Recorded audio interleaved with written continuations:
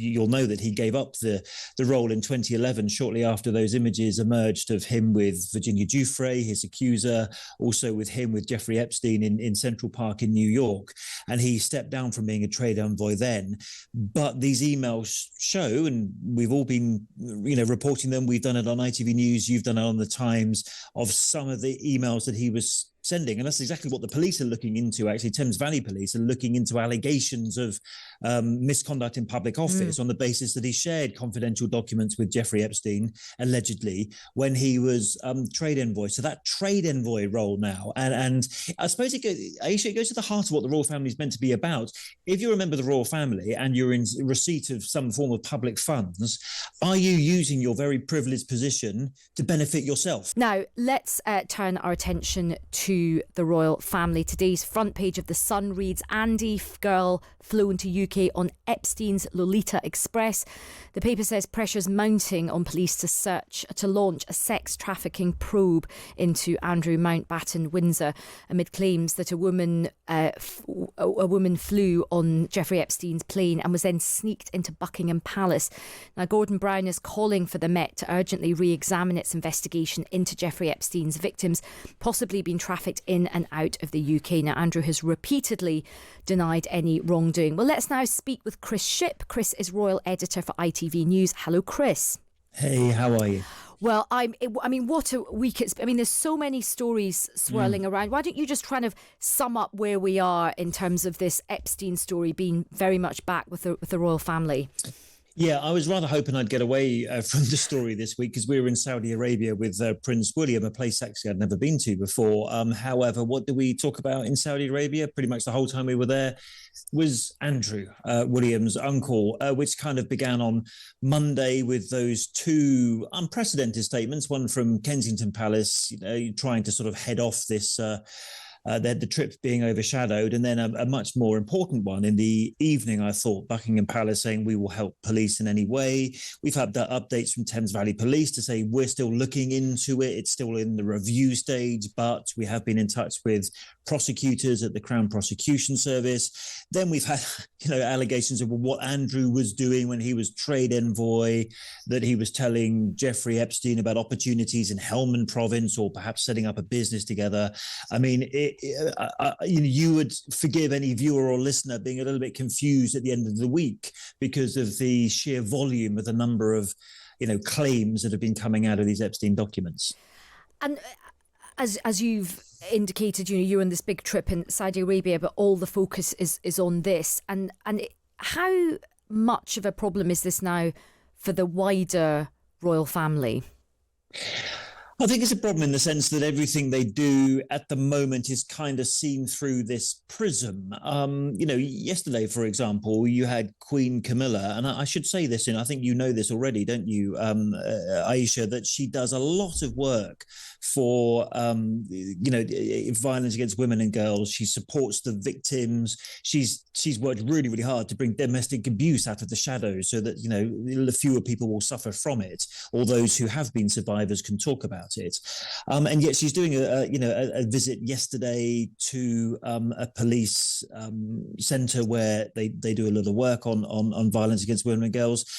And every single thing the royal family seems to do at the moment is seen through the prism of, okay, all right, but what about Andrew? And what's the latest thing that we've had on Andrew? And what have they said about this? And are they responding to that? And of course, you wouldn't expect the palace to respond to every single one of these stories. And that statement I just mentioned on Monday was unprecedented in itself, saying we will help police in whatever way we need to.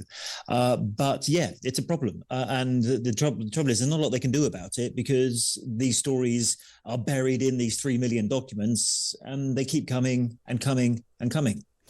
And there's an interesting story that's just dropped on the Times website. The government's under pressure to release some documents from Andrew's time as trade envoy.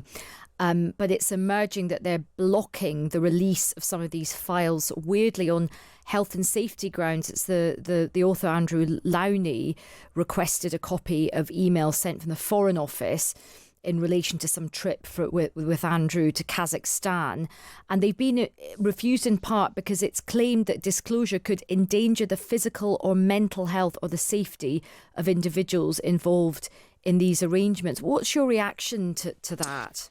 I mean, look, I haven't read that story in detail, and I agree with you. It's a rather bizarre reason that they've given for not releasing those documents, and whose health and safety, whose mental health are we trying to protect here?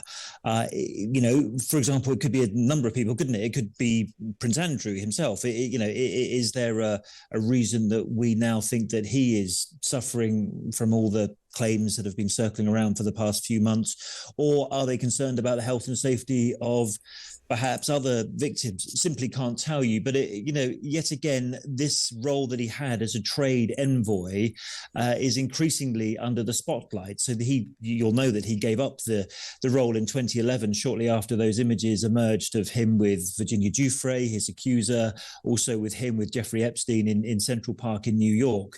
And he stepped down from being a trade envoy then.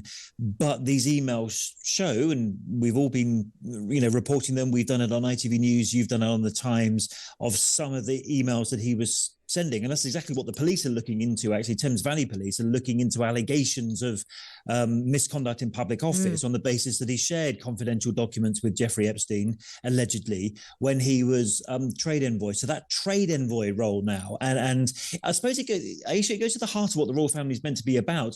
If you're a member of the royal family and you're in receipt of some form of public funds, are you using your very privileged position to benefit yourself personally? And this is the claim. I'm not saying that that's what happened, but it does go to the heart. If that's what Andrew's being accused of, then that's everything that the royal family shouldn't be about. It should be about, existing for the wider public good, not for your own personal benefits. Absolutely. Well, look, Chris, always a pleasure to speak with you. Thank you very much for that analysis. That's Chris Shipp, who is royal editor for ITV News. And it does feel like this story is not going away for the royal family. And I suppose a question that I often think about. I remember a couple of months ago, we interviewed a former very senior ex sort of royal protection officer, and he made the point that the police have often found it quite difficult to investigate the royal family. I suppose that's the one area where there is that fear or favour. I presume, wanting to dig into the royal family is a lot. But, I suppose that's the question. And he was saying at the time, the police must be robust, they must be fearless, they must do proper investigations, and I suppose that is the question, if the police will do that, and can they do that. I mean, the palace has said that they will fully cooperate with the police, but there'll be a lot of pressure on the police to do a fully robust investigation into all of this.